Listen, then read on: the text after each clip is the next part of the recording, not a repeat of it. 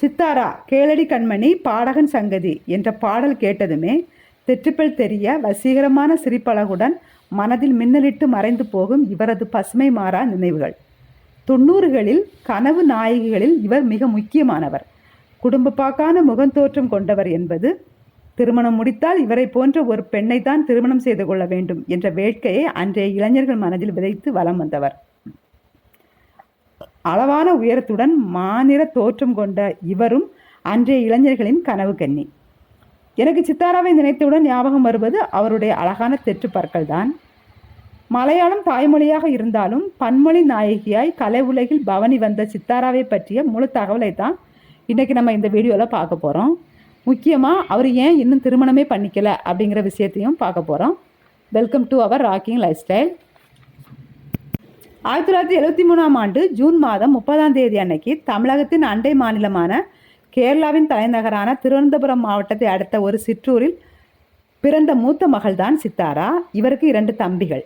சித்தாராவின் தந்தை மின்சார வாரியத்தில் பணிபுரிந்தவர். இவரது தாயாரும் மின்சார அலுவலகத்தில் வேலை பார்த்தார். பள்ளி பருவத்திலேயே சித்தாரா கதகளி மற்றும் மோகினி ஆட்டத்தில் மிகுந்த ஈடுபாடு உடையவராக காணப்பட்டார். மகளின் கலை ஆர்வத்தை கண்ட பெற்றோரும் இதற்கு தடை ஏதும் விதிக்காமல் கேரளாவில் புகழ்பெற்ற நாட்டிய கலைஞருக்கான குருகுலத்தில் சித்தாராவை இணைத்தும் விட்டனர்.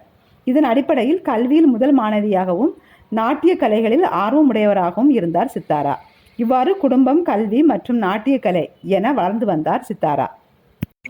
சித்தாராவுக்கு 13 வயது இருக்கும்போது ஒரு மலையாள திரைப்படத்தில் இளம் வயதுடைய அப்பாவி தோற்றம் மற்றும் குடும்ப பாங்கான தோற்றம் கொண்ட ஒரு நாயகி தேவை என்ற அடிப்படையில் கதைக்கான ஹீரோயினை தேடிக்கொண்டிருக்கும் சமயத்தில் நாட்டிய குருகுலத்தில் சித்தாராவை பார்த்தார் படத்தின் டைரக்டர்.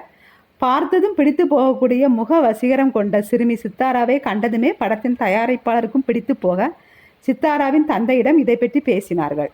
சித்தாராவின் தந்தையோ தன் பிள்ளைகளை மருத்துவராக்க வேண்டும் என்ற கனவில் இருப்பதாக சொல்லி இந்த வாய்ப்பை முற்றிலும் மறுத்தார். இருப்பினும் தொடர் வற்புறுத்தல்கள், கதை அமைப்பு போன்ற காரணங்களால் இந்த ஒரு படத்திற்கு தான் அனுமதி என்ற கண்டிப்புடன் ஒத்துக்கொண்டார். வெறும் 13 வயதில் 3 முன்னணி நடிகர்களோடு ஜோடியானார் சித்தாரா.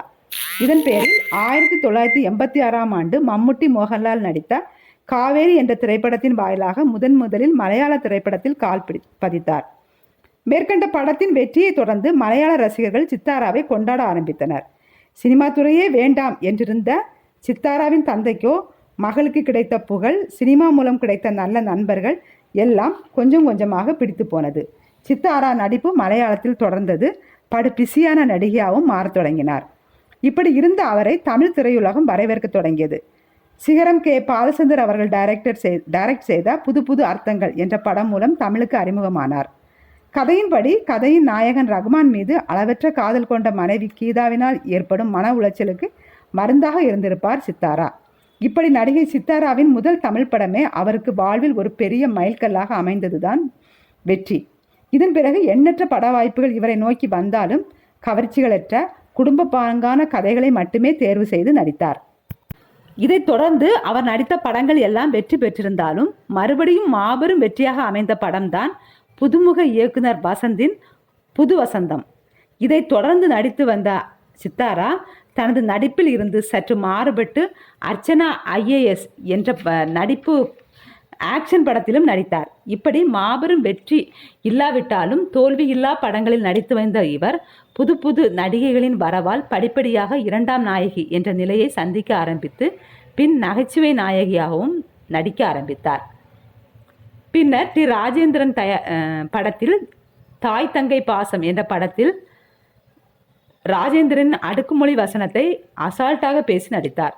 1991இல் தெலுங்கு படத்திலும் 1994ஆம் ஆண்டு கன்னட திரையுலகிலும் அறிமுகமாகி அங்கும் தனது முத்திரையை பதித்தார் சித்தாரா. இப்படி இருந்த சித்தாரா தமிழ் உலகத்தை விட்டு கொஞ்சம் சற்று தள்ளி இருந்தார். இதனைத் தொடர்ந்து சில வருடங்கள் கழித்து அக்கா அண்ணி அம்மா கதாபாத்திரங்களாக மாறிப்போனார். நட்புக்காக திரைப்படத்தின் மூலம் மறுபிரவேசம் செய்தார். இதனை அடுத்து சரத்குமார் நடித்த சின்னத்துறை படத்தின் நடித்த போது அந்த படத்தின் நாயகியாக நடித்த ரோஜாவுடன் உடன்பிறவா சகோதரி போல நட்பு வளர்த்தார் சித்தாரா. பின்னர் கொஞ்ச நாட்களுக்கு பிறகு தொலைக்காட்சி தொடரான கங்கா யமுனா சரஸ்வதி என்ற மெகா தொடரில் நடித்தார் சித்தாரா. இதைத் தொடர்ந்து இன்னும் சில மெகா தொடர்களிலும் தொலைக்காட்சி தொடர்களிலும் நடித்து வந்தார் சித்தாரா. இப்படி நடிகையான சித்தாரா தந்தையின் கனவை நிறைவேற்ற தன்னுடைய இளைய தம்பியை டாக்டராகி அழகும் பார்த்தார். தனக்கான வாழ்க்கை துணைக்காக ஒருவரை தேர்ந்தெடுத்து காதல் பயணத்தில் இருந்தபோது தந்தைக்கு சாலையில் ஏற்பட்ட திடீர் விபத்தால் மரணமடைந்தார். இதனால் நிலைகுலைந்து போனார் சித்தாரா. இப்போது குடும்பத்தின் முழு பொறுப்பையும் ஏற்றுக்கொண்டார் சித்தாரா. இந்த சமயத்தில் காதலனின் உண்மையான சுயரூபம் தெரிய வர காதலுக்கு முற்றுப்புள்ளி வைத்துவிட்டு முழு குடும்ப பொறுப்பையும் ஏற்றுக்கொண்டார்.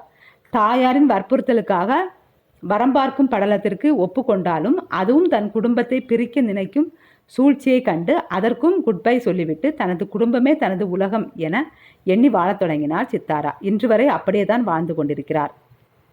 சித்தாராவை எத்தனை பேருக்கு பிடிக்கும்? பிடிச்சவங்க வீடியோக்கு மறக்காமல் ஒரு லைக் கொடுங்க.